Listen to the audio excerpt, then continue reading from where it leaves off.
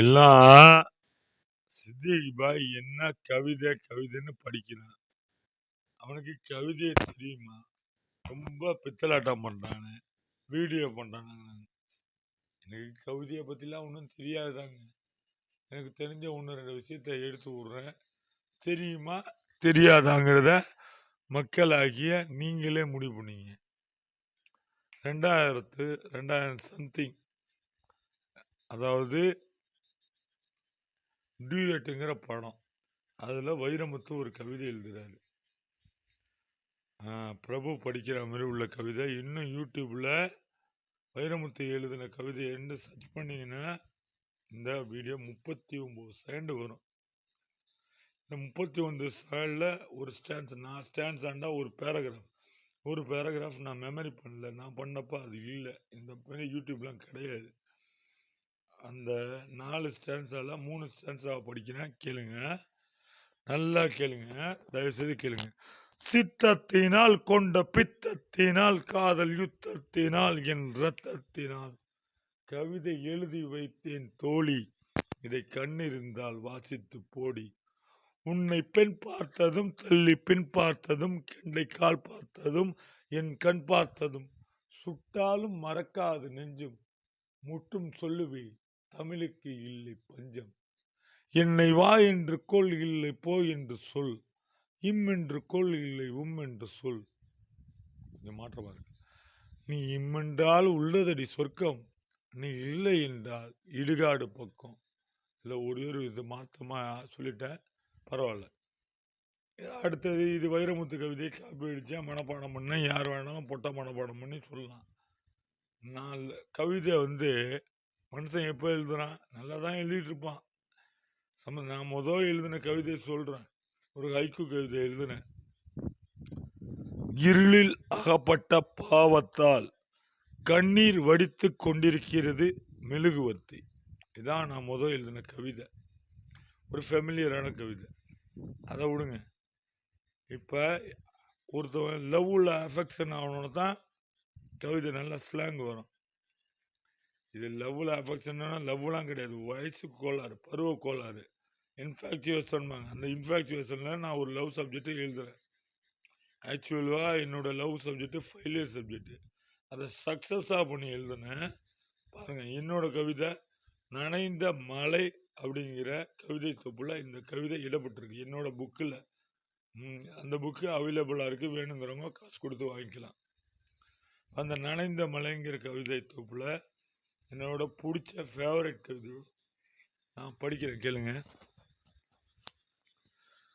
முதலாய் உன்னை பார்த்தேன், பனிமலையாய் உறைந்து போனேன், சில நிமிடங்கள் உலகத்தை மறந்து போனேன், சிறகில்லாமல் வானத்தில் பறந்து போனேன்.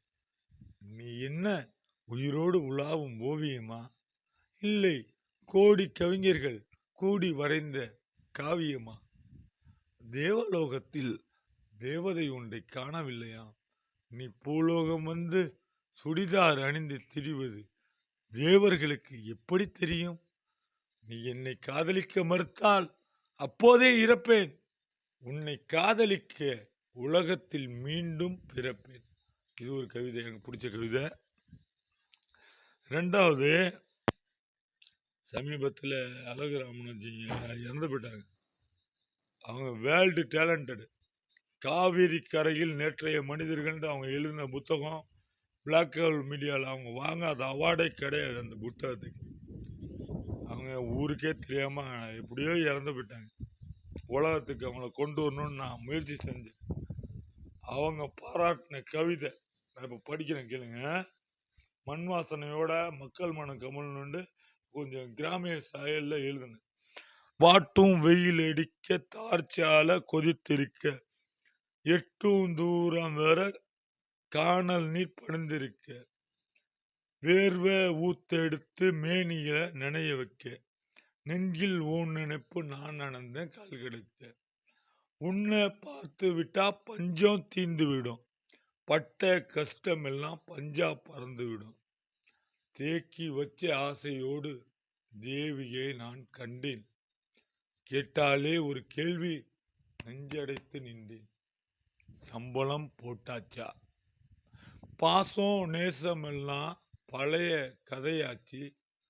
காசு பணம் தாங்க மக்கள் உயிராச்சு. இது போதுமா? உன்னை எடுத்து விடுறேன்.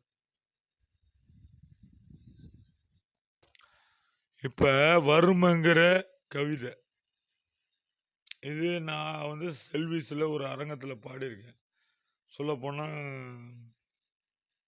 ஒரு பெரிய நாட்டுப்புற கலைஞர் என்னை பாராட்டினார். அவர் சிறப்பு விருந்தினர் வந்தப்ப தாரை தமிழ்மணி அண்ணன் நடத்தின நிகழ்ச்சியில் நான் பாடின படித்த கவிதை வறுமைங்கிற தலைப்பு. இரவுகளில் எங்கள் குடிசைக்குள் நிலா கசிவு, பெய்மழை பெய்யென பெய்தால் எங்கள் பாத்திரங்கள் நீந்தும், அடுப்பறைதான் எங்கள் பூனைகளுக்கு ஓய்வறை, எங்கள் வீட்டு உண்டியல் போல காலியாக இருக்கிறது எங்கள் வயிறும், வயல்களில் நடப்பட்டிருக்கின்றன நகர்கள், நாங்கள் எதை அறுவடை செய்வது? இது விவசாயத்துக்காக நான் எழுதினது. இப்ப நான் இந்த தொட்டில் தீக்குச்சிகள்ங்கிற புத்தகத்தில் நான் என்னை பற்றியே எழுதினேன். எனக்கு வெக்ஸ் ஆகியிருக்கிறப்ப நிறைய கவிதை எழுதுவேன். அப்போ நான் எழுதின என்னை பற்றியே எழுதின கவிதை 1-2 கவிதையை பட்டுட்டு இந்த வீடியோவை முடிச்சிடுறேன். சரித்திரங்கள் படைக்க சரித்திரங்கள் படித்தேன், தரித்திரம் இல்லை என ஆத்திரம் கொண்டேன், என் வீட்டு பாத்திரமும் நிறையவில்லை, நான் வந்த பாத்திரமும் நிறைவுறவில்லை, வரவழைத்துக் கொள்வது வறுமை, வளைந்து கொடுக்காதது நேர்மை, முந்தி ஜெயித்தது நான் என் ஆயுளை வருடங்களால் கணக்கிடவில்லை, முந்தி ஜெயித்தது வறுமையும் முதுமையும், என் ஆயுளை நான் வருடங்களால் கணக்கிடவில்லை, நொடிகளால் கணக்கிடுகிறேன். தீக்குச்சிகள்ங்கிற புக்கில் நான் எழுதின கவிதை என்னை பற்றி எழுதினது. நல்லா யோசிச்சிங்க. நான் இப்போ எழுதினது 2013 வெளியிட்டது. இப்போ நான் இருக்கிறது 2024 எண்டு, கிட்டத்தட்ட நவம்பர் மாதம் கடைசியில் இருக்கும். 2013 எடுத்ததை ரீகால் பண்ணி சொல்கிறேன், பாருங்க. கவிதை ஆரம்பிக்கிறேன், ரெக்கார்ட் பண்ணுறா தம்பி. பைத்தியம், பிழைக்க தெரியாதவன், கையாளாகாதவன், இப்படி அப்பன் வைத்த பெயரை விட பல பெயர்கள் எனக்கு. கவிஞன் என்ற பெயர் சுமந்தேன், என் தேவை பலருக்கு, பிற காதலுக்கு, பிற வாழ்த்துக்கு, பிற அரசியலுக்கு கவிதை கேட்டவர்கள் ஏராளம். சுயமாக போதிக்க கற்பிக்க வந்தவனுக்கு மூளையை இரவல் கேட்ட சமுதாயம். தேனீக்கள் சேமித்த வைத்த தேனை நாம் பலவாறு பயன்படுத்துவதில்லையா? தேற்றிக் கொண்டேன் என்னை. இதான் கடைசி கவிதை சொல்றாங்க. இது என் லைஃப்ல பொருந்தின விஷயம். இப்போ கூட தொண்டை கட்டி போச்சு. லைஃப்ல பொருந்த விஷயம் 4-5 வரி தான் இருக்கும். சுருக்கமாக சொல்லி முடிச்சிடுறேன். வளாண்டு எனக்கு கவிதை தரையும் அது தெரியலன்னா நான் வளர்த்தல, எனக்கு தெரியாதுன்னே வச்சுக்கோங்க. என் லைஃப்பில் பொருந்தின விஷயம் நல்லா யோசித்து என் வீடியோவும் பாருங்கள், என் ஆடியோவும் கேளுங்க. ஒரு 5-6 வழியில் இதுவும் தீக்குச்சிகள்ங்கிற என் புத்தகத்தில் வெளியான கவிதை தான்.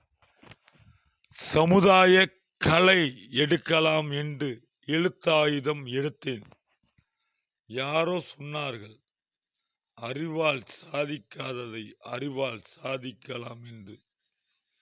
இப்போது எண்ணி பார்க்கிறேன், அறிவால் பிடித்திருந்தாலாவது கதிரடித்து சம்பாதித்திருக்கலாமே. That's all.